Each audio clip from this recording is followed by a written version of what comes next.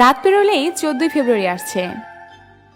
এই দিনে কিছু মেয়ে নিজের ইচ্ছায় ইজ্জত বিলিয়ে দেবে, কিছু মেয়ে ইজ্জত হারাবে, কিছু মেয়ে অবৈধ গর্ভবতী হবে।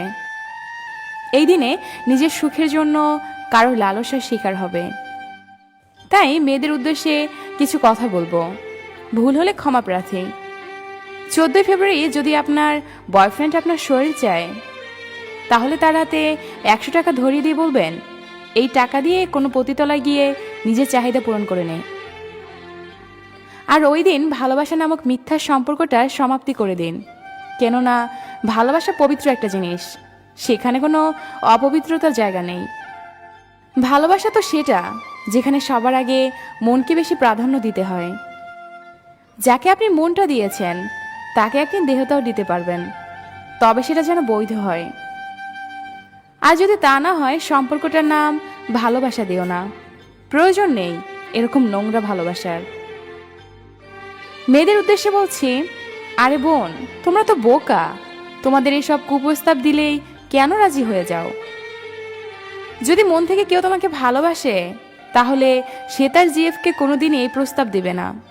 তাই তোমরা সবাই সতর্ক হও।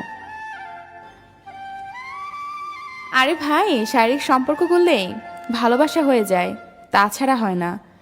নারী মানে কারো মা, কারো বোন। হ্যাঁ, প্রশ্ন এটাই, তাহলে বউ হবে কে? বউ তো সেই হবে যাকে জন্মের পর আল্লাহ তাআলা তোমার জন্য সেট করে দিয়েছে। নারীদের সম্মান করো, তাহলেই নিজের সম্মান বৃদ্ধি পাবে।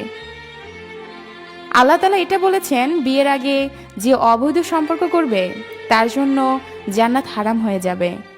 আরও বলেছেন, যে যেমন কর্ম করবে সে তেমনই ফল পাবে। অবশেষে একটা কথাই বলে রাখবো, পেট ভরে গেলে মানুষ আর খাবার খেতে চায় না। ঠিক তেমনি প্রয়োজন ফুরিয়ে গেলে সেও আপনাকে কাছে চাইবে না। সবাই সতর্ক হন, কেউ যদি 14 ফেব্রুয়ারি দিন প্রতারণার শিকার হবেন না। কেউ মাইন্ড করবেন না, যেটা সত্যি সেটাই বললাম। সবাইকে অসংখ্য ধন্যবাদ কষ্ট করে ভিডিওটি দেখার জন্য।